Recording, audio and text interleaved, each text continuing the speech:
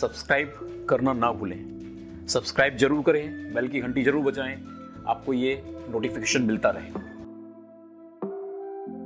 आप लोगों का सबका स्वागत है इस प्रोग्राम अनुभवदान में। अनुभवदान के ऊपर पहले लिखा हुआ है लाइफ लर्निंग्स। लाइफ लर्निंग्स के इस प्रोग्राम के अंदर जो कंडक्ट किया जाता है जियो जिंदगी लर्निंग एंड डेवलपमेंट के द्वारा। अगर फेथ ग्रुप का अगर आपने वेबसाइट देखा होगा तो वेबसाइट पर वर्षों से, जब से वो वेबसाइट बनी है तब से एक विजन हुआ है।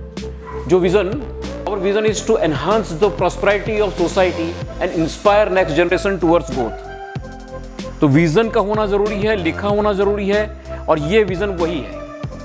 और इसी विजन के कारण आज ही हम लोग प्रोग्राम कर रहे हैं।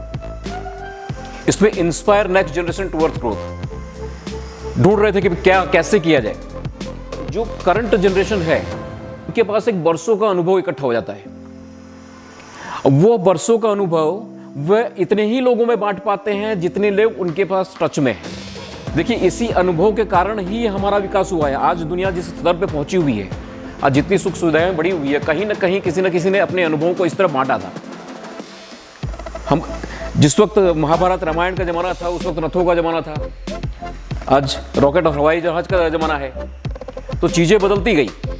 लेकिन उस वक्त का महाभारत में जो शेयर किया गया था अनुभव किताब में डालकर, वो आज भी उपयोगी है। इसी तरह हम अनुभव जब यहां पर इस वीडियो के थ्रू देंगे तो आने वाली कई जनरेशंस तक को वो हेल्प करेगा। तो इस विचार को लेकर हुआ कि अनुभवदान की एक यूट्यूब सीरीज स्टार्ट की जाए, और उसके अंदर हम अनुभवदान समाज सेवकों के अनुभव का दान करवाएंगे। वैसे बिजनेसमैन जिन्होंने शून्य से सृजन किया है, बड़े बड़े बिजनेसमैन के तो यूट्यूब पर आप देखेंगे वीडियो तो बहुत सारे हैं। छोटी कंपनियां जिन्होंने जीरो से लेकर माइक्रो लेवल या मीडियम लेवल या स्मॉल लेवल तक पहुंचे, उनके संघर्ष को कभी भी आइडेंटिफाई नहीं किया गया। तो मैं अपने अनुभवदान के तहत वैसे जिन्होंने संघर्ष करके स्टार्ट किया है, अपने बिजनेस को सर्टेन किसी लेवल तक पहुंचाया है, वैसे लोगों को भी इंटरव्यू करूंगा इसी अनुभवदान सीरीज के नीचे, और उनको भी रिकॉग्नाइज करूंगा, वो उनको भी लोग जाने, और उनका जो अनुभव रहा है, उनकी जो जर्नी रही है, उस जर्नी के कारण आने वाली पीढ़ी को कुछ ना कुछ लाभ पहुंचे। तब जो मेरा विजन है inspire next generation towards growth, वो पूरा होगा।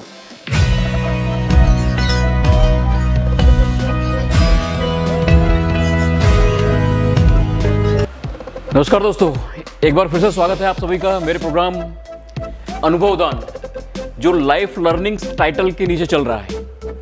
इस अनुभवदान के अंदर, जैसे मैं अपने पिछले वीडियो में ही बता चुका हूं, कि हम लोग यहाँ पर अनुभवों को दान करवाते हैं। जिन लोगों के पास वर्षों का एक एक्सपीरियंस इकट्ठा हुआ होता है किसी भी क्षेत्र में, चाहे वो समाज सेवा का क्षेत्र हो, चाहे व्यापार का क्षेत्र हो, चाहे किसी प्रोफेशनल से एक्टिविटी का हो, उनके अनुभव को नई जनरेशन तक पहुंचाने का काम हम इस प्लेटफॉर्म के थ्रू कर रहे हैं। और ये है हमारी YouTube channel Jiyo Zindagi learning and development by Surendra Prasad Maurya. ये सभी वीडियोस आप उस चैनल पर जाकर देख सकते हैं। अगर आपने उस चैनल को अभी तक सब्सक्राइब नहीं किया है तो सब्सक्राइब कर लीजिए, बेल आइकन जरूर दबाइए ताकि आपको नोटिफिकेशन मिलते रहें और आप हमारे साथ में जुड़े रहें। आज के इस अनुभवदान के प्रोग्राम में हमारी हस्ती जिन्हें हम बुलाने जा रहे हैं वो है श्री जगदीश जी मौर्य। इनके बारे में थोड़ा सा शॉर्ट मैं परिचय देना चाहूँगा। ये गुजरात मौर्य समाज, जो गुजरात में यहाँ अहमदाबाद से ऑपरेट होता है, और एक बड़ी संख्या में लोग इस संस्था से जुड़े हुए हैं, उसके महामंत्री रह चुके हैं एक बार, और वर्तमान अध्यक्ष हैं जो अभी पूरी बागडोर संभाले हुए हैं। साथ ही ये संवाददाता रह चुके हैं संदेश पत्रिका में लखनऊ, और प्रमुख है अहमदाबाद म्युनिसिपल शिक्षक सेवा संघ के, और संरक्षक अखिल भारतीय मौर्य महासंघ बिहार दिल्ली। ये वहाँ की संस्था है जो पूरे भारत भर में ऑपरेट होती है। वहाँ भी एक संरक्षक की पोजीशन में रहे हुए हैं। मतलब एक विभिन्न प्रतिभाओं से सुसज्जित और सम्मानित प्रतिभा है। आज उनके पास से हम सीखेंगे, जानेंगे कि समाज सेवा के गुण क्या होते हैं, कैसे किया जाता है। उनकी यात्रा में, जो वर्षों से ये समाज सेवा में लगे हुए हैं, तो उनकी यात्रा में उनको क्या क्या समस्याएं आई, और उन समस्याओं को उन्होंने कैसे कैसे हैंडल किया और क्या सीखा, और उनकी वह कौन सी सीख है जो हमें भी सीखनी चाहिए या हमारे रास्ते में भी आएगी तो हमें पहले से अवेयरनेस हो जाए।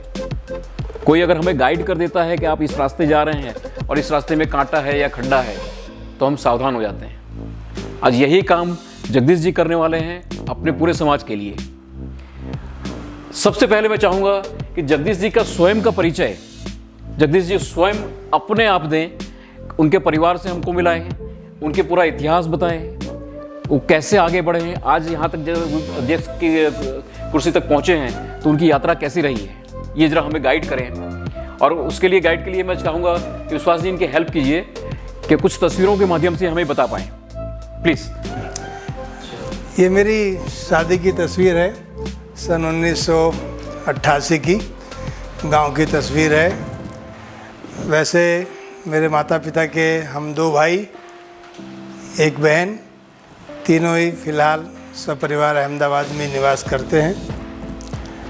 और माता पिता फ़िलहाल तो नहीं है दुनिया में। इस तस्वीर में मेरी फैमिली, मेरे 2 लड़के, 1 लड़की, बच्ची की शादी हो गई है, लड़के की भी शादी हो गई है। तो एक लड़का अभी बीएड कर रहा है। इस प्रकार से 2 लड़के और 1 लड़की। और ये तस्वीर शायद उसी वक्त की है। हाँ, ये तस्वीर जो है अभी 2 साल पहले बड़े बच्चे की शादी की थी, तो उस समय का एक फैमिली फ़ोटो है। हमारे जिस बच्ची से शादी हुई है फिजियोथेरापिस्ट है, सूरत से शादी हुई है, वो हमारे सामने है। समाज सेवा के दौरान जो तस्वीरें यहाँ पर एसके साहब दिखा रहे हैं, श्री प्रदीप सिंह जाडेजा, पूर्व गृह मंत्री, गुजरात सरकार के साथ की है। अच्छा। मैं उनका सम्मान कर रहा हूँ। ये तस्वीर जो है मुझे 2006 में बेस्ट टीचर का अवार्ड हमारे माननीय मंत्री हैं श्री कौशिक भाई पटेल, महसूल मंत्री हैं गुजरात सरकार के, और स्टैंडिंग कमेटी के चेयरमैन और मेयर सभी की उपस्थिति में मेरा सम्मान एक हो रहा है। बढ़िया। गुजरात मौर्य समाज में पिछले 30 साल से कार्य करते करते उन तस्वीरों में, जैसे कि हम सभी समाज के बच्चों को एक नोटबुक वितरण का कार्यक्रम वटवा में किया, तो उसकी एक तस्वीर आप देख रहे हैं। पढ़ाते समय कार्यक्रम आपने किए हैं। स्कूल में भी जो बच्चों को सम्मानित करने का प्रोग्राम किया, उसकी तस्वीर है। इधर भी एक वृक्षारोपण की तस्वीर आप देख रहे हैं कि शाला प्रांगण में पर्यावरण बचाओ, पर्यावरण को बचाने की मुहिम के तहत वृक्षारोपण का कार्यक्रम भी हम कर रहे हैं, उसकी तस्वीर आपके सामने है। प्रदूषण हटाओ गुजरात इको फ्रेंडली क्लब, यानी कि माटी की मूर्ति का उपयोग करो, पीओपी कलर वाली मूर्तियों को उपयोग मत करो। तो उसी कंसेप्ट के अंतर्गत इको फ्रेंडली प्रदूषण हटाओ गुजरात बचाओ के अंतर्गत एक कार्यक्रम में हमारे विधायक हैं श्री जगरूप सिंह जी राजपूत, उनके साथ की ये तस्वीर है। फिलहाल मैं गुजरात मौर्य समाज का अध्यक्ष हूँ। 30 साल से लगातार मैं मौर्य समाज से जुड़ा हुआ हूँ। 7 बार समाज में सह मंत्री के पद पे, 1 बार महामंत्री और अभी अध्यक्ष पद पर कार्य कर रहा हूँ।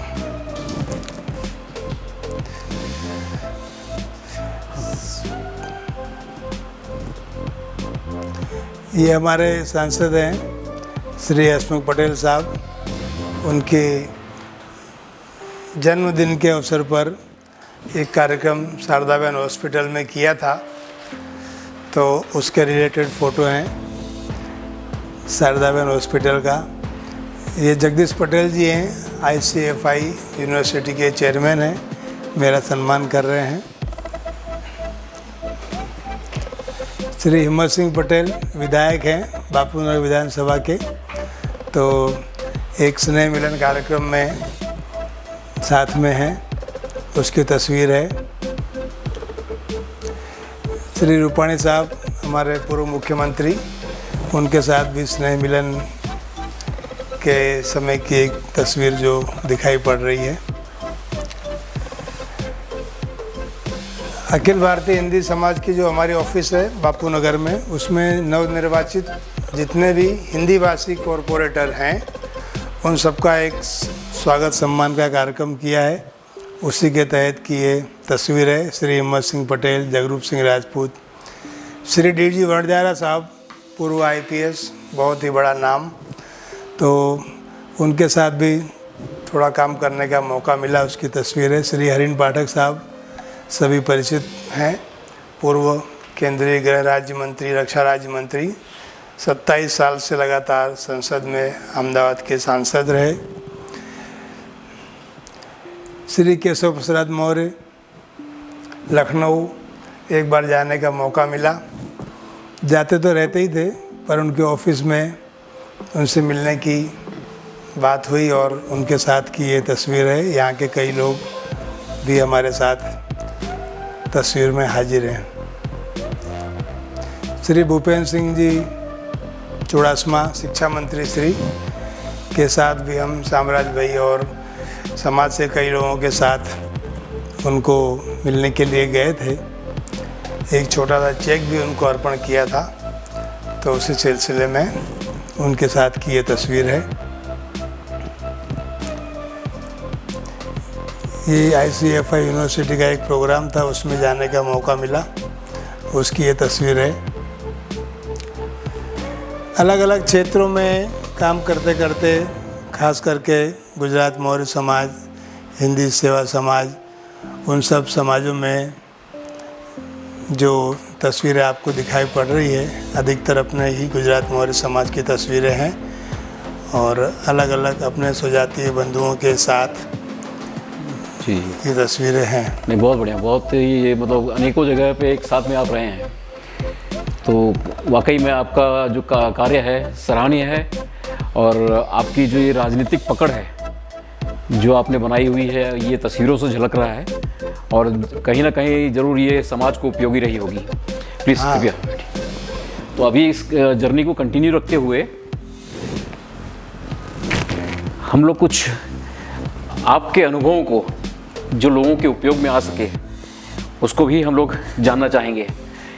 आपका पारिवारिक परिचय हुआ, आपकी जान पहचान हुई, लेकिन कहीं ना कहीं कुछ ना कुछ ऐसा कमी दिख रही है आपकी यात्रा के अंदर भी, जो स्वाभाविक है कि तस्वीरों से बयां करना पॉसिबल नहीं है।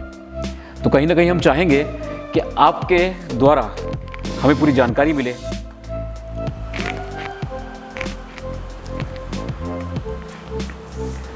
सबसे पहले तो हम ये जानना चाहेंगे कि आपको ये प्रेरणा जो है समाज सेवा की, वो कहाँ से मिलती है? समाज में कार्य करने की प्रेरणा के बारे में अगर मैं कहूँ तो मैं जब BSc करता था उसी समय से RSS की शाखाओं में भी जाना होता था। मैंने RSS के कई प्रोग्राम अटेंड किए। उसी समय विश्व हिंदू परिषद का राम मंदिर का आंदोलन शुरू हुआ था 1988-89 में।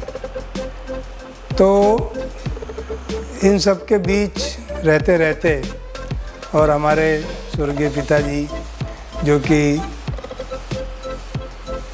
हमेशा उनके मन में लोगों के प्रति दया भाव बहुत ज़्यादा होता था, तो ये सब बातों से मुझे भी समाज सेवा करने की प्रेरणा मिली। तो मुख्य जो प्रेरक बल थे वो आपके पिताजी हैं, RSS है, विश्व हिंदू परिषद है। पिताजी का ऐसा है कि वो सीमित दायरे में काम करते थे। राष्ट्रीय स्वयं सेवक संघ और विश्व हिंदू परिषद का पब्लिक दायरा था, तो दोनों ही बातें मेरे दिमाग में बैठी कि बाहर निकलने पर पता चला कि किस परिस्थिति में लोगों का रहना, रहन सहन, आना जाना, कमियां। तो मुझे ऐसा लगा कि मुझे इन सब के बीच में रह के इनकी मदद करने का भी आयोजन करना चाहिए। बहुत बढ़िया। आरएसएस की शाखाएं आप रेगुलर ज्वाइन कर रहे हैं? हाँ, आरएसएस की शाखा मैंने कम से कम 10 साल ओके। तक किया और मैंने फर्स्ट ईयर ओटीसी शिविर भी किया। हमारे रज्जू भैया आरएसएस के सर संघचालक HV शेषाद्री जी, इन सब लोगों के साथ भी शिक्षक शीत शिविर में भी मैंने हिस्सा लिया। जो राष्ट्रीय स्वयंसेवक संघ के शिक्षक लोग हैं उनका एक शिविर था। तो इस तरह से मैंने एक्टिविटी सेवा की इन सब के माध्यम से शुरू करने का प्रयास किया। अच्छा, ये जब आपने ज्वाइन किया था आरएसएस और ये सब संस्थाएं, तो आपकी उम्र क्या रही होगी? उस समय मेरी उम्र रही होगी 20-21 साल। और सोर्स ऑफ इनकम क्या था? 21 साल की उम्र में BSc फाइनल होते होते मेरी कॉरपोरेशन में सर्विस लग गई और 90 में मेरी सर्विस लगी, तो थोड़ा थोड़ा इनकम का स्रोत चालू हुआ। 1990 में मेरी पहली पेमेंट लाइफ की 2011 रुपये अच्छा, मिली थी। 2011 रुपये, क्या बात है। और आज क्या इनकम है आपकी? आज भी वही सोर्स ऑफ इनकम वही है? सोर्स ऑफ इनकम में सैलरी मेन है। अभी मुझे सैलरी की इनकम है, बाकी तो बच्चे भी। मतलब 2000 रुपये से शुरू की हुई जर्नी है 1000 पे पहुंचने पर भी कंटिन्यू है। और ये कंटिन्यू बैटिंग करना और कंटिन्यू एक पिच पे टिके रहना, एक अंदर से कहीं न कहीं अंदर आग होगी तभी ये पॉसिबल है कि कुछ ना कुछ करना है समाज के लिए, तभी ये पॉसिबल हो रहा है, नहीं तो ये मुश्किल होता है। अच्छा, इस आग को बनाए रखने में आपको परिवार कहीं बाधक हुआ? परिवार को तो ऐसे ही हमने भी कई बाधा आने नहीं दी। बाकी छोटी मोटी बातें हैं परिवार में या समाज में। एक तो आर्थिक दान होता है और एक समय दान होता है जी, और ये दोनों जगह लागू पड़ता है। जी हाँ, घर में भी समाज में भी। तो हमने बराबर बैलेंस बना के रखा। एक तो चूँकि हमारा स्वभाव भी ऐसा है, कोई कुछ भी कहता है हम सुनते रहते हैं। मेरे पास में खास करके मेरी मुलाकात या मेरा आमना सामना ज़रूरतमंद लोगों से ज़्यादा होता है, जी, जो बेचारे कोई ना कोई काम लेकर के कोई बात कहने, कोई सलाह सूचन। आजकल तो ये है कि भाई मास्टर हैं तो सबसे बड़ा स्टेटस है, तो बोले कोई तकलीफ़ है तो चलो सलाह तो अच्छी देंगे, रुपए पैसे नहीं है उनके पास, कम से कम सलाह तो देंगे। तो आज भी मैंने देखा कि समाज में एक टीचर का जो स्टेटस है, किसी भी व्यक्ति के घर परिवार में कहीं भी कोई बात अगर उसके मन में कुछ शंका होगी, कहीं मकान भी खरीदना होगा तो बोलेगा अरे साहब चलो ना ज़रा देखो ना, वो मुझे मकान खरीदना है। जी। तो मेरा जो आमना सामना होता है ऐसे लोगों से होता है, तो उसमें आलोचना और ये कोई बात का सामना मैंने अभी तक किया? अभी तक किया नहीं है। और कोई पीठ पीछे करता होगा, आपके सामने आई नहीं? ना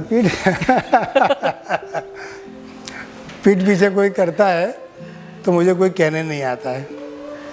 सही है। अच्छा, पीठ पीछे बातें करने वाली बात, और लोग जैसे आपने बताया कि भी लोग आपके पास स्वयं सामने से आते हैं, तो जब सामने से आते हैं तो स्वाभाविक है वो कहीं ना कहीं अपनी पारिवारिक समस्याओं का समाधान भी चाहते होंगे। हाँ, जो बड़ी समस्याएं होंगी उसमें हस्तक्षेप भी चाहते होंगे कि भी आप अंदर आएँ और इसका समाधान करें। तो ऐसा कोई उदाहरण देके बता सकते हैं कि आपने कैसे हैंडल किया?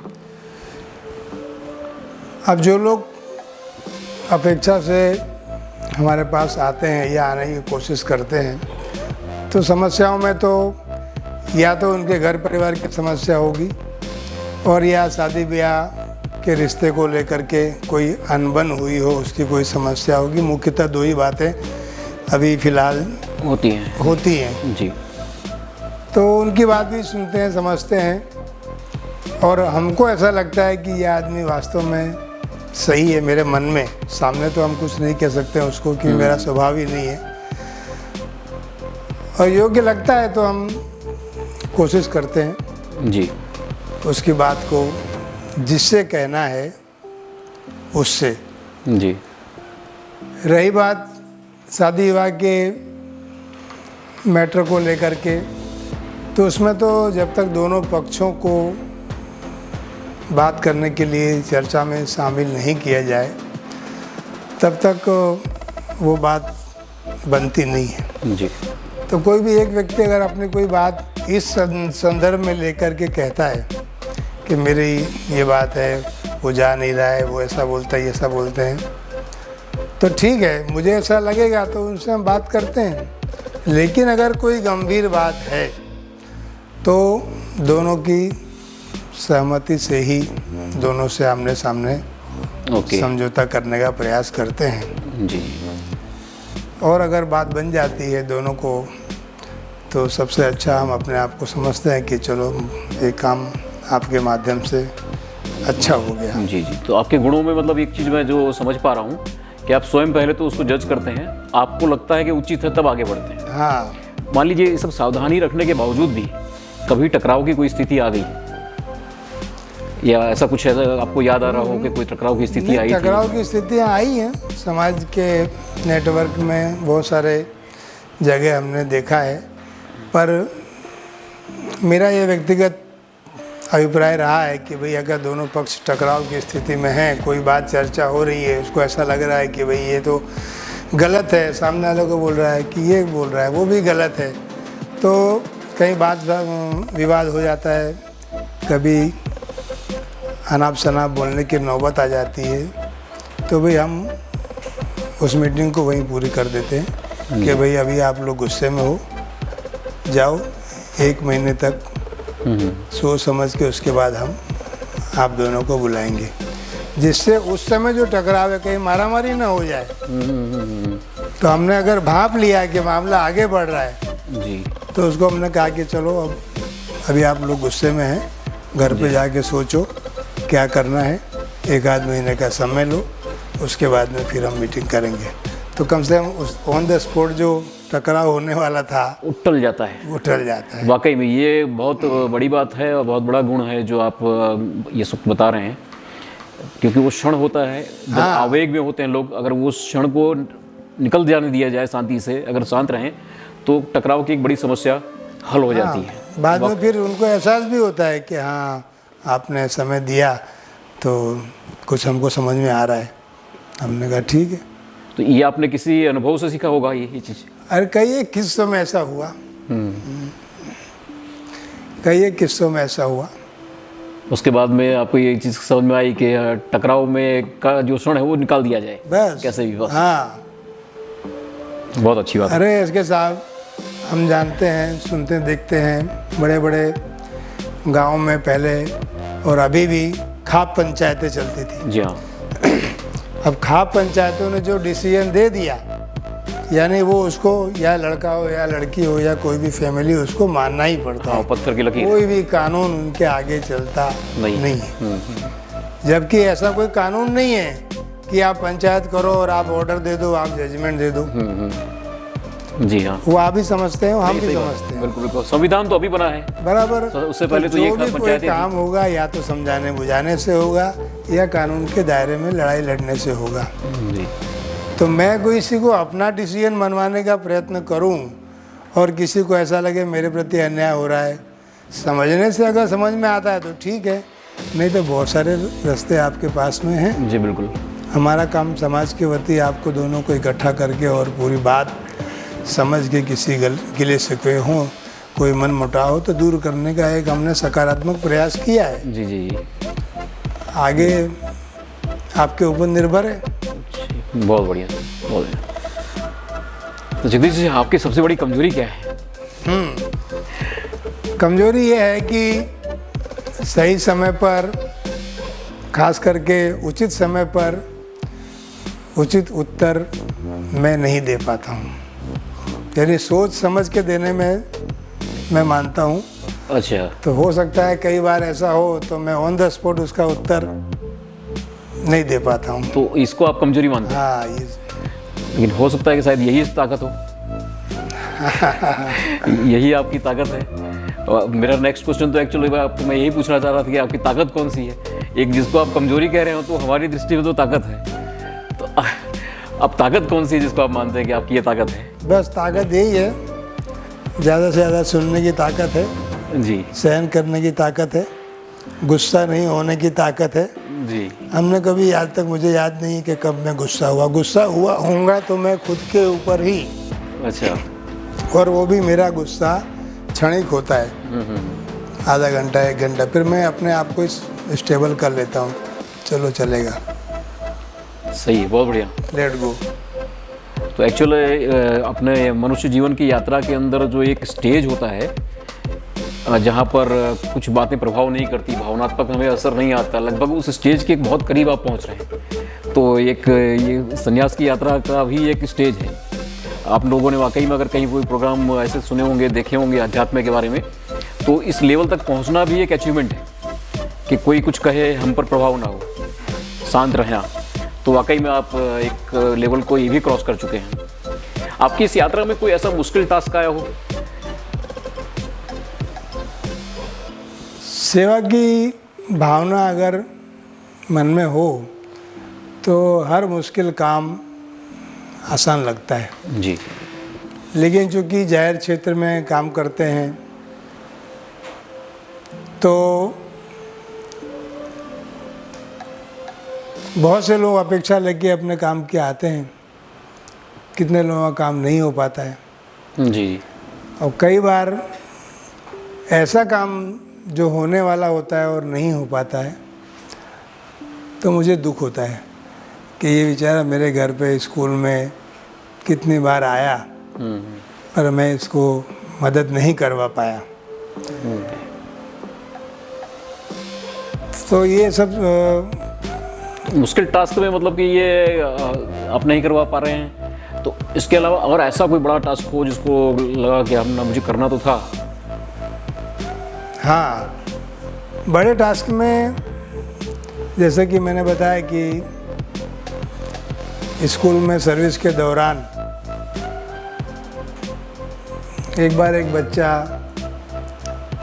पतंग उड़ाते उड़ाते ढाबे से नीचे गिर गया, एक्सपायर हो गया। वो मेरे स्कूल में 8वीं क्लास में पढ़ता था, 4 फुट के मकान में रहता था। पिताजी उसकी मजदूरी करते थे। हम लोग गए घर पे, हाल चाल जाना उसका। गुजरात सरकार की एक विद्यादीप योजना, एक ऐसी स्कीम है कि एक्सीडेंटल केस में बच्चे को 50,000 रुपये की मदद मिलती है। जी। अब उसकी कार्रवाई कौन करे? तो मैंने उसके पिता को बुलाया, सारे डॉक्यूमेंट्स इकट्ठे करवाए, पीएम रिपोर्ट निकलवाई और प्रोसेस पूरी करके उसके खाते में मैंने 50,000 रुपये जमा करवा दिए, जिसने कभी 50,000 रुपये देखे नहीं होंगे। जी जी। ये बात मैं कम से कम 23 साल पहले की बता रहा हूँ। अच्छा, तब तक 50,000 की बहुत कीमत थी। बराबर। वो भी मारे खुशी के पूछने आया, सर 50,000 रुपये आ गए और मैं एक पार्ले का बॉक्स भर के लाया हूँ, हाँ, बच्चों को देना है। मैंने कहा हाँ दीजिए। क्या बात है। तो काम थोड़ा कठिन था, लेकिन चूँकि प्रयास किया बिल्कुल, तो हो गया। सही बात है। ऐसा ही एक किस्सा था केका शास्त्री कॉलेज का। लड़के का मर्डर हो गया, बाप फैक्ट्री में नौकरी करता था। ऐसा ही किस्सा था। मैंने कॉलेज में जाके और गांधीनगर से सब कार्रवाई उसी कराई, लेकिन उसमें बार बार क्वेरी आती थी। जब मैं पूछने जाऊं तो बोले अभी देखते हैं, अभी देखते हैं। फिर उसने लिख के दिया कि ये बच्चे का मर्डर जिस सत्र में हुआ उस सत्र की फ़ीस की रसीद मुझे चाहिए, तो आपको 1 लाख रुपए में पास कर देता हूँ। अब दिवाली के बाद फीस नहीं भर पाया था वो। कॉलेज ने लिख के दे दिया कि ये बच्चा हमारे यहाँ पढ़ता है, यहाँ पढ़ता है। लेकिन वो गांधीनगर वालों ने कहा कि भाई पढ़ता है तो उसका मुझे रसीद ला के दो, सेकेंड सेम की इसने फ़ीस भरी। वहाँ पे उसकी गाड़ी अटक गई।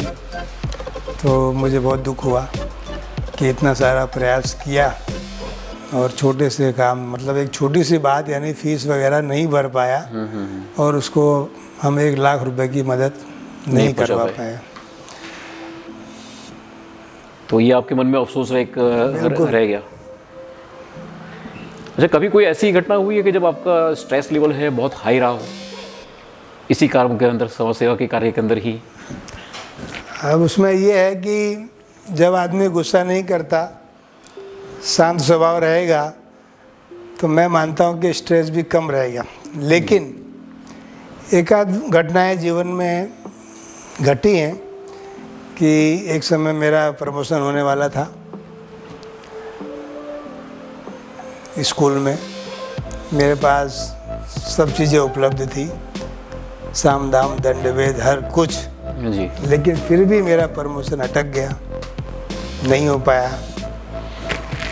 तो वो मुझे 10-12 दिन 15 दिन थोड़ा स्ट्रेस इसलिए था कि लोगों के पास कुछ नहीं होता और भाग दौड़ी करते हैं जी जी। कुछ पाने के लिए। हमारे पास सब कुछ था लेकिन फिर भी नहीं हुआ, काम नहीं हुआ। तो मैंने सोचा कि भाई जितना होना है वो ऊपर से लिखा हुआ है। अच्छा, ये तो आपने पर्सनल लाइफ को बताया, कुछ सामाजिक जीवन में कोई ऐसा कुछ हुआ दूसरा समाज सेवा के कार्य में? नहीं, समाज सेवा के कार्य में वैसा स्ट्रेस ऐसा कोई स्ट्रेस जैसा याद नहीं। अच्छा, अब मान लीजिए जैसे आप समाज सेवक हैं तो आपने शुरू में भी बताया कि लोग आपके पास अपनी समस्याएं लेके आते हैं, और जब समस्याएं लेके आते हैं तो कुछ ना कुछ कॉन्फिडेंशियल बातें भी आपको बताते होंगे कि कुछ गुप्त बातें जो बहुत कम लोगों को शेयर की जाती है, ऐसी कुछ बातें भी आपको बताते होंगे। वैसे कहते हैं वकील के आगे कुछ छुपाना नहीं चाहिए, डॉक्टर के आगे कुछ छुपाना नहीं चाहिए, वैसे समाज सेवक के आगे भी कोई छुपाते नहीं है। बिल्कुल, जब तक पूरा बताएंगे नहीं उसकी इलाज होगा नहीं। तो उन कॉन्फिडेंशियल बातों को आप कितनी गोपनीय बना के रख सकते हैं, या ये गुण कितना महत्वपूर्ण है? साइंस का नियम है कि एनर्जी जो है कभी कम नहीं होती, जितनी तुम्हारे शरीर में या पेट में जाएगी उतनी उसको बाहर निकलना है, चाहे वो किसी भी रूप में हो। पेट में अगर कोई बात गई हो, हाँ। दिमाग में गई हो, तो कभी ना कभी तो उसको निकलना ही है, वो भी एक एनर्जी का भाग है। लेकिन अगर किसी कॉन्फिडेंशियल बात को लेकर के कोई अपनी बात हमसे कहता है, तो मैं, पहली बात तो मेरी भूलने की भी आदत बहुत ज़्यादा है, मुझे याद नहीं रहता कि उसने कौन सी कॉन्फिडेंशियल बात बताई थी। लेकिन जब तक वो बात मेरे मुंह से निकलती तब तक उस बात का महत्व घट गया होता है। अच्छा, तो कॉन्फिडेंशियल मतलब एक विश्वास का प्रतीक है। अगर आपको कोई बात बताई गई है तो आपके ऊपर विश्वास है। बिल्कुल, तो उसे गोपनीय बनाए रखना जरूरी होता है, उसे इधर उधर या कहीं भी किसी प्लेटफॉर्म पे हम शेयर नहीं कर सकते हैं। सही बात। समाज सेवक के तौर पर आपका अंतिम लक्ष्य क्या है? क्योंकि अभी गुजरात मौर्य समाज का सबने मुझे अध्यक्ष नियुक्त किया है, तो बहुत सारे प्रयास पिछले 30 सालों से समाज को आगे करने में होते रहे हैं। मैं चाहता हूं कि समाज का जो संगठन हो वो ज़्यादा से ज़्यादा विश्वसनीय बनना चाहिए। जितना ज़्यादा विश्वसनीय संगठन होगा उतना ज़्यादा यूनिटी होगी।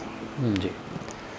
दूसरा, समाज को सत्ता के साथ में जॉइंट रखना चाहिए, कनेक्ट रखना चाहिए। अच्छा। सत्ता चाहे कोई भी हो, समाज को कोई सत्ता से लेना देना नहीं, जिसकी सत्ता हो उनके साथ में समाज को, समाज के लोगों को, समाज के संगठन को कनेक्टेड रहना चाहिए। सही है। यानी सत्ता में भागीदारी मिलाने का प्रयास हो, सरकारी योजनाओं का लाभ दिलाने का प्रयास हो।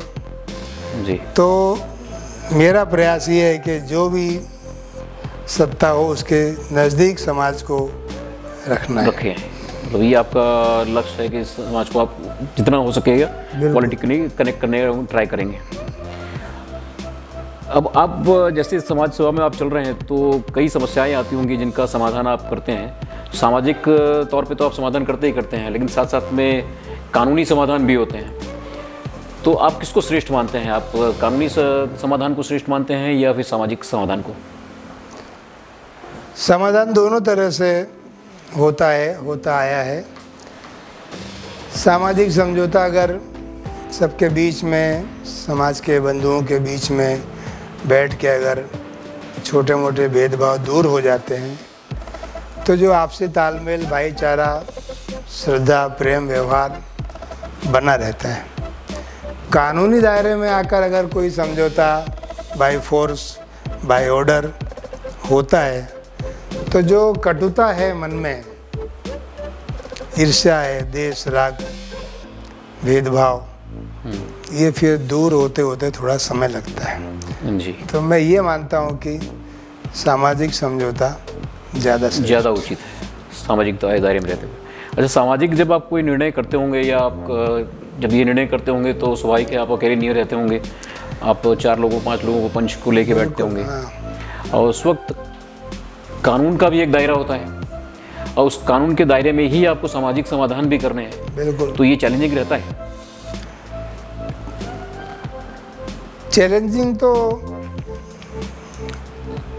रहता ही है, क्योंकि अगर हम किसी पक्ष को समझाने की बात करते हैं तो हो सकता है उसके मन में हमारे प्रति ये भाव पैदा होता है कि तो पक्ष ले रहे हैं, किसी का पक्ष ले रहे हैं, हमारे प्रति भेदभाव कर रहे हैं। जी।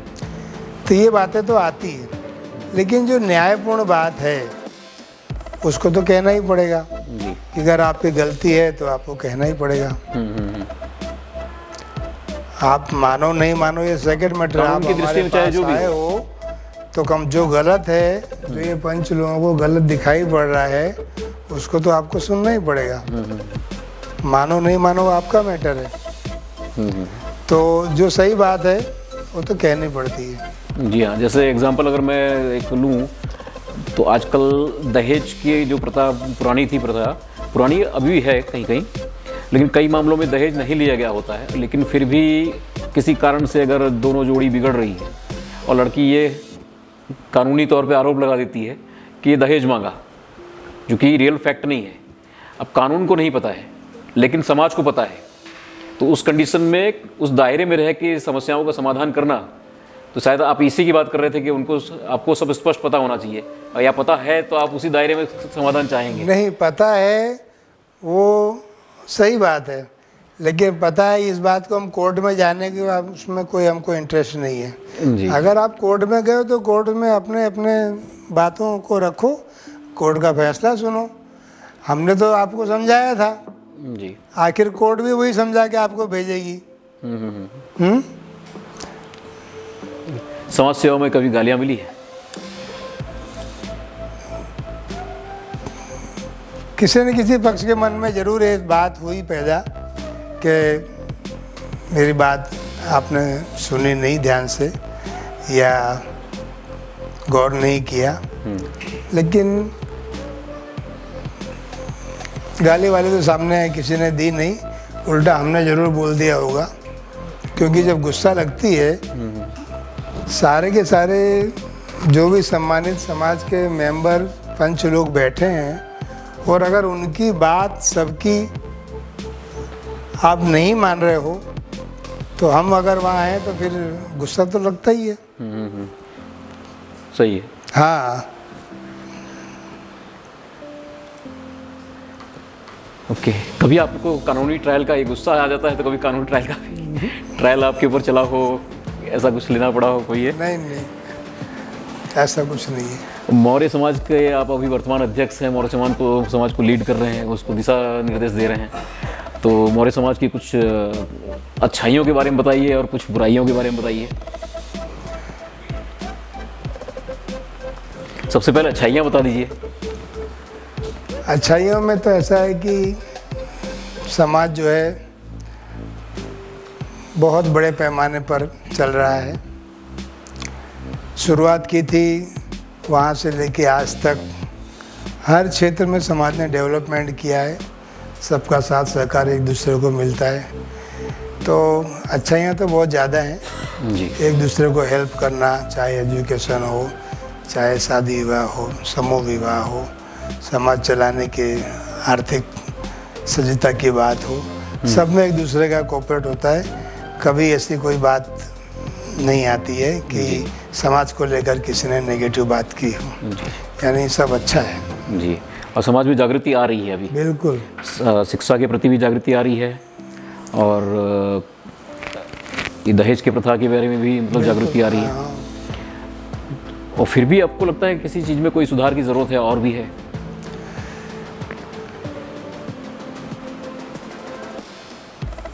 जैसे जैसे समाज आगे बढ़ते जाता है तो बहुत सारे क्षेत्र, बहुत सारे बच्चे, बहुत सारे विद्यार्थी, बहुत सारे लोग अपने अपने काम धंधे को, सर्विस को, अपने इम्प्रूवमेंट को आगे बढ़ाते जा रहे हैं।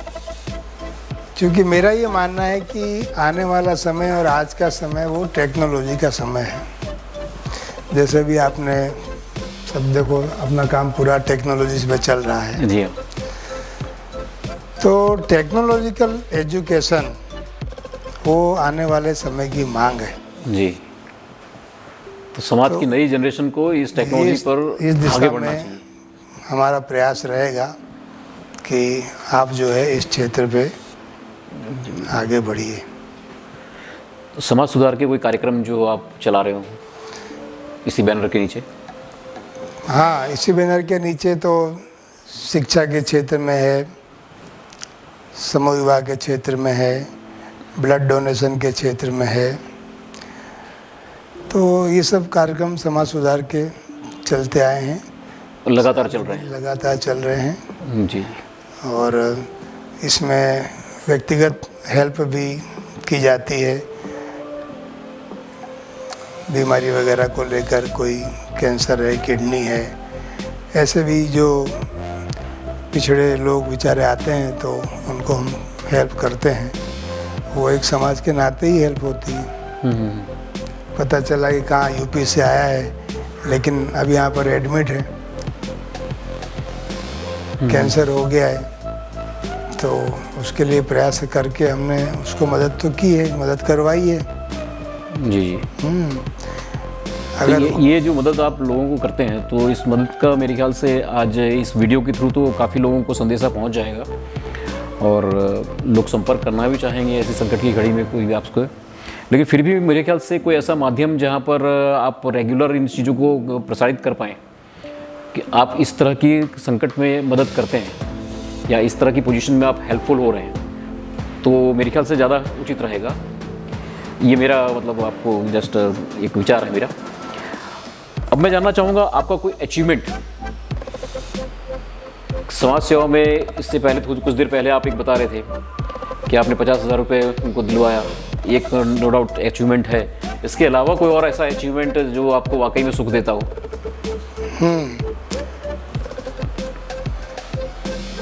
2001 में भूकंप आया था, तो उस समय काफ़ी परिस्थितियां खराब थी पूरे देश की, गुजरात में भी। तो एक टीम बनी और हम उस टीम के साथ कच्छ भुज गए। भुज से 22 किलोमीटर दूर एक गांव है कोटड़ा चकार, तो उस गांव में हमने कार सेवा की। मतलब कि 2-3 मकान जो ढह गए थे उनको लेवल में लाने का। 10 दिन तक हम वहाँ पर रुके और 10 दिन तक हमने वो कार्य करके और फिर वापस आए। और जिस व्यक्ति का कार्य किया था तो ऐसा लगा कि इस बेचारे को तो कौन सुनेगा, गांव वाला। इसका सब कुछ चला जाएगा तो भी जल्दी यहाँ कोई पूछने नहीं आएगा। तो हमने उसको मदद की। अच्छा। यानी इसके जो घर वगैरह जो कच्चे पक्के सब गिर गए थे उनको ठीक करवाने में, जो काम मजदूर लोग करते हैं कि भाई तगाड़े से अलग करने का, ये वो सब, तो 10 दिन तक मैंने काम किया था। उसके 10 बाद दिन तक? क्या बात है वाकई में। और ये वो काम जब भी आपको मतलब महसूस होता है कि अचीवमेंट एक था ये कि किसी की इस तरह इतना हेल्प करना? दूसरा, अभी कोरोना काल में बहुत सारी अफरा तफरी मची थी, लोग पैदल ही चल दिए, साइकिल से चल दिए, जैसे भी आए चल दिए हैं। तो उस बीच में यहाँ से ट्रेनों की व्यवस्था की गई, तो हमने लोगों को बस के माध्यम से ट्रेन तक, स्टेशन तक पहुंचा के और उनको अपने वतन पहुंचाया। कुछ लोग तो चार्ज दे कर के गए, बाद में फिर ये हुआ कि नहीं अब बिना चार्ज, तो अपने समाज के भी कम से कम 50 से ज़्यादा लोगों को भी निःशुल्क अच्छा, यहाँ से वतन वापसी, चाहे आगरा, जौनपुर, गोरखपुर तक लोग गए। क्या बात है। एक किस्सा तो ये था कि पिताजी मर गए हैं गांव में, और यहाँ कोरोना है, चारों तरफ कर्फ्यू है शंकरगंज में। तो वो दोनों भाई यहाँ पर वो मजदूरी करते थे दूध की दुकान पे, अपने बिरादरी थे। तो बात हुई, अरे बोले यार मास्टर हमको तो जाना पड़ेगा। तो बस ट्रेन जा रही थी दूसरे दिन आगरा वाली, तो हमने उनको आगरा वाले ट्रेन में बैठा दिया और आगरा उतर के वहाँ से सरकारी बसें लगी थी। हाँ। और इस तरह वो अपने गांव पहुँच गए। बोले हमको तीसरे दिन तो गांव में बोलते हैं दाग देने बैठना है, पिताजी चले गए तो ये करना है, तो पहुंच गए वो? पहुंच गए। वाकई बहुत बढ़िया। तो किसी का काम इस तरह होता है तो मुझे बहुत खुशी होती है। वाकई मेरे ख्याल से बहुत सी सराहनीय कार्य है। और कोरोना काल तो एक ऐसा काल था कि जिस वक्त लगता है अगर भारत खड़ा रहा है तो समाज सेवी लोगों की वजह से ही खड़ा रहा। जो हालत थी लोगों की, बहुत। और जिस तरह मजदूर जो बाहर निकले थे वो लौट रहे थे, और उनकी मदद में जो संस्थाएं खड़ी रही, जो लोग खड़े रहे, तो एक उच्चतम उदाहरण था वो कोरोना काल का समय, जब समाज सेवियों ने अपना अपना श्रमदान, समय का दान, पैसे का दान, हर तरह से दान किया, और भारत वाकई में खड़ा रहा उस वक्त। और वो इतिहास जब सुनाया जाएगा तो उस वक्त की ये कहानियाँ ज़रूर सुनाई जाएगी। और आपका अचीवमेंट वाकई में आप जब सुना रहे हैं तो आप खुशी की एक मुस्कान आपके चेहरे पर भी दिख रही थी। सर, भविष्य में आपकी क्या योजनाएं हैं आपको समाज सेवा को लेकर?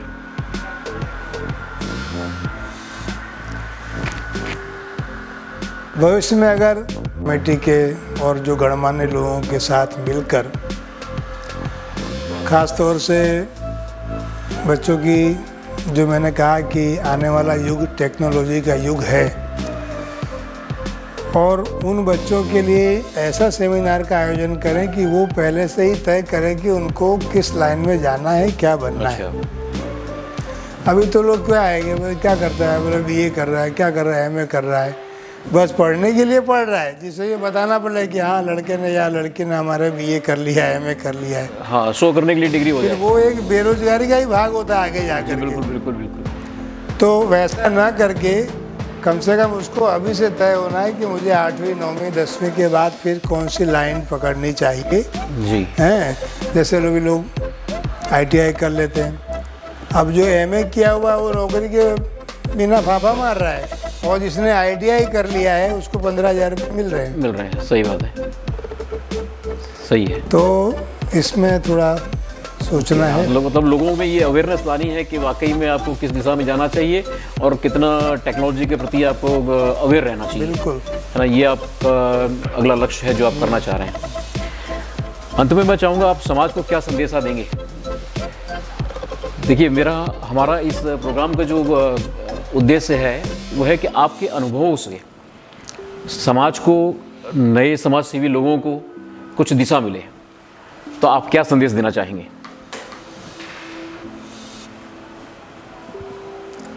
समाज सेवा करने की तो मन में भावना होनी चाहिए।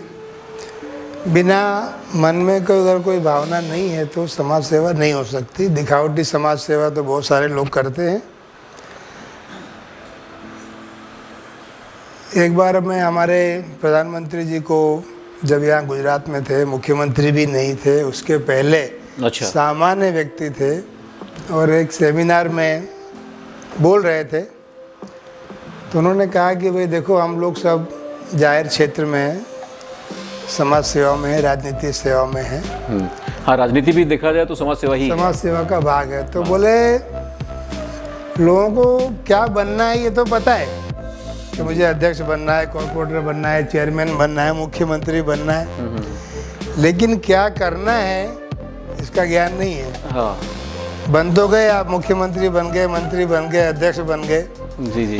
पर जो अपने कर्तव्यों का वहन कैसे करना, हाँ उसके बारे में तो आपने सोचा ही नहीं। बराबर। तो पहले क्या करना है वो सोचो, तो सोचते सोचते अपने आप बन जाओगे। ऐसा उनका हाँ स्टेटमेंट था सही है मोदी साहब का। जी जी। तो कहने का मतलब अगर मन में भावना है तो समाज सेवा करने में, कोई भी काम करने में, किसी को मदद करने में हाँ कोई दिक्कत नहीं आती। सही है। मतलब आप किसी पद को ले रहे हैं, आप जो कहना चाह रहे हैं, तो उसको मैं थोड़ा समराइज करके अगर बताऊं कि किसी भी पद को लो तो आपके पास वाकई में योजना होनी चाहिए उस पद की गरिमा के अनुसार कि आप क्या करने वाले हैं, क्या आगे बढ़ाएंगे, ऐसा योजनाएं आपके अंदर होनी चाहिए। हाँ। और वो योजनाएं तब होगी जब आप दिल से वाकई में कुछ कर रहे होंगे, ये सिर्फ वो कुर्सी पाने के लिए नहीं। नहीं, तो आपके पास दिल से सेवा करने की एक भावना होनी चाहिए, जो आप ये संदेशा देना चाह रहे हैं, बिल्कुल है ना, समाज को। बहुत बढ़िया सर। अब आपको क्या कभी लगता था कि इस अनुभवदान प्रोग्राम के अंदर आपको बुलाया जाएगा और आपके अनुभवों को लिया जाएगा? नहीं, गुजरात मौर्य समाज और आप लोगों के माध्यम से, खास तौर से आपके माध्यम से, ये जो नया अभी मैंने बार बार टेक्नोलॉजी शब्द का उपयोग किया, उसकी शुरुआत आपने कर दी है जी। और ये मैसेज समाज में जाएगा तो लोगों को प्रेरणा मिलेगी। बहुत अच्छा काम है, बहुत बढ़िया काम है। कोई सेम इसी तरह हम लोग भी सोच रहे हैं कि बहुत शॉर्ट पीरियड के अंदर समाज सेवी, उनके साथ साथ में उद्योगपति, प्रोफेशनल्स, उन सबको हम यहाँ पर बारी बारी से बुलाएंगे और उनको भी इंटरव्यू करेंगे। उनके इंटरव्यू के अंदर से हम यही अनुभव, उनके अनुभव का दान करवाएंगे ताकि समाज के और काम में आ सके। आपका वाकई में ये हमें जो सलाह मिली और काफ़ी उपयोगी है। क्या आप किसी समाज सेवी का ऐसा नाम प्रस्तावित करना चाहेंगे जिसे हमें अपने इस कार्यक्रम में बुलाएं? बात तो बता देंगे आपको। ऑन रिकॉर्ड नहीं बताएंगे। चलिए, अच्छी बात है। एक ये भी होता है कि अगर एक का नाम लेंगे दूसरा नाराज ना हो जाए, दूसरा नाराज ना हो जाए कि हमको कम श्रेष्ठ समझा, तो एक सही भी है ये। लेकिन ज़रूर मैं आपसे अकेले में इस बारे में लूँगा कि भी किसको बुलाना चाहिए, वो नाम भी आपसे लूँगा।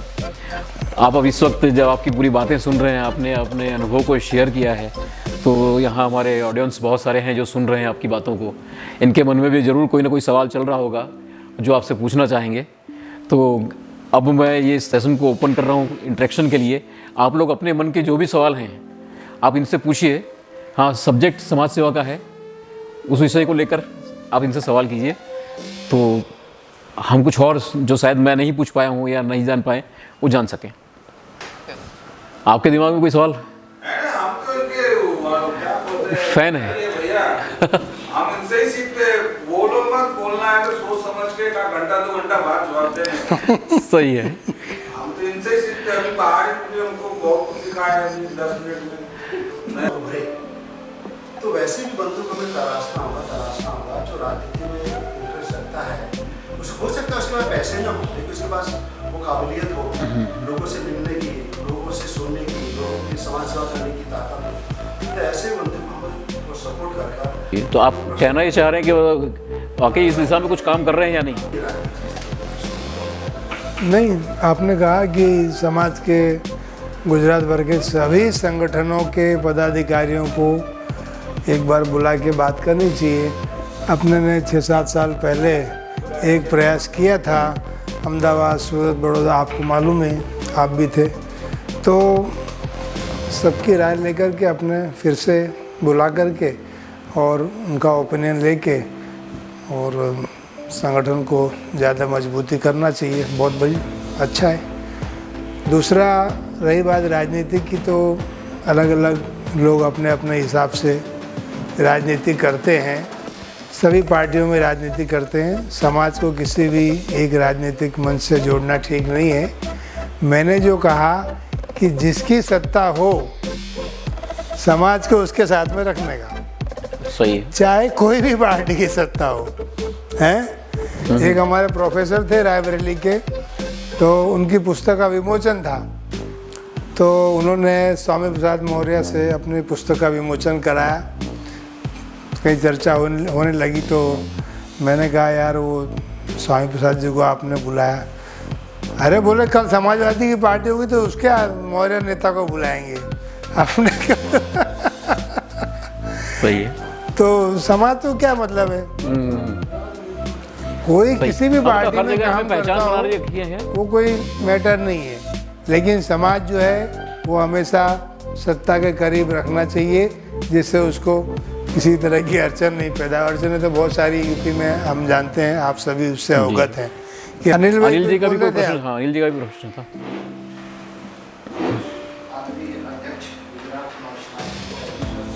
आपसे एक बड़ा सवाल है।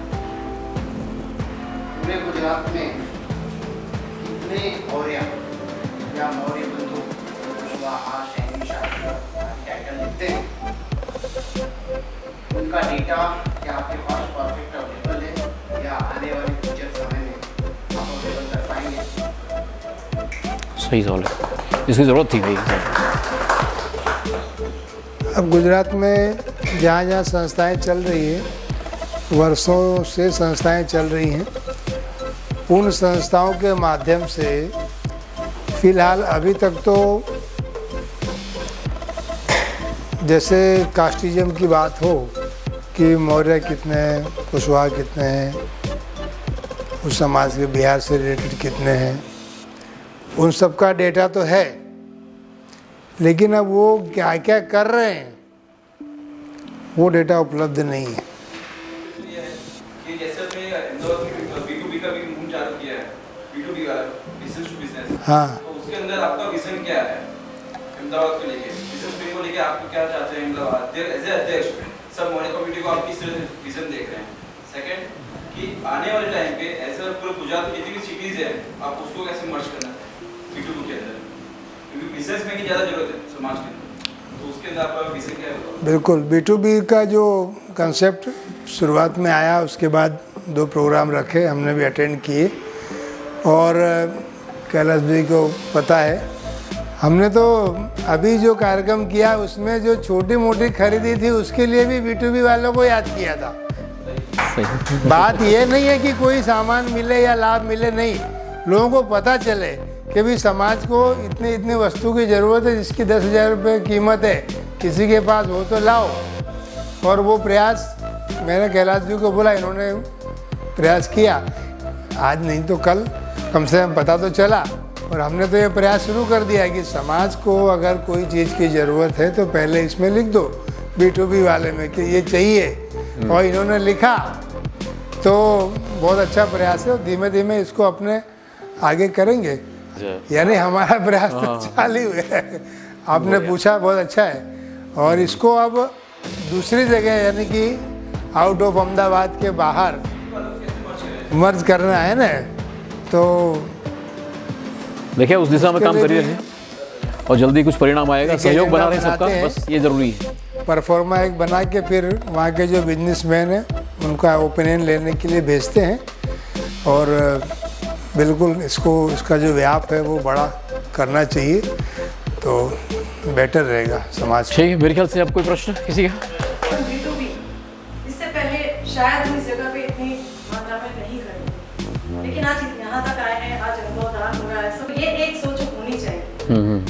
और दूसरा, मैं कई जगह देखती हूँ कि हमारे समाज के अंदर आज भी जितनी लेडीज आगे होनी चाहिए वो अभी भी नहीं।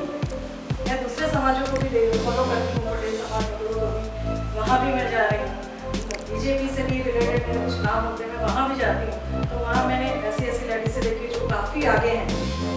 तो हमारे समाज के अंदर कहीं ना कहीं वो चीज़ भी होनी चाहिए कि हम ज़्यादा से ज़्यादा उनको आगे लाएं। हमारी महिला शक्ति भी काफ़ी अच्छी है, अगर हम देखते जाए तो काफ़ी गुण कई लोगों में, तो उन्हें भी हमें बाहर लाना चाहिए। इस वक्त यहाँ होने चाहिए थे कुछ ना कुछ। बिल्कुल इस वक्त भी होने चाहिए, आगे मैं अकेली हूँ लेकिन फिर भी आती हूँ कि शायद मुझे देखकर भी कोई और है। नहीं, बहुत अच्छा है, बहुत बढ़िया है। तो ये एक चीज़ मैं लेकर चलूँ। बिल्कुल। इस कार्यक्रम को हम यहाँ विराम दें। जगदीश जी, आप हमारे इस कार्यक्रम में आए, आपने अपने अनुभवों का दान दिया, समाज को एक दिशा दी, इसके लिए आपका बहुत बहुत धन्यवाद और समाज आपका आभारी रहेगा। Thank you. बहुत अच्छा था।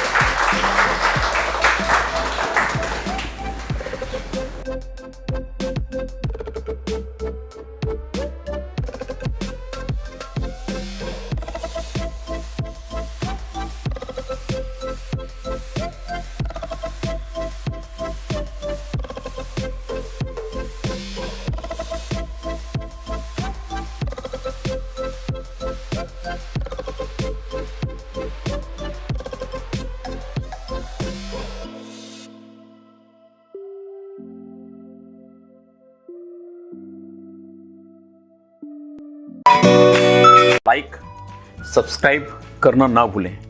सब्सक्राइब जरूर करें, बेल की घंटी जरूर बजाएं, आपको ये नोटिफिकेशन मिलता रहे।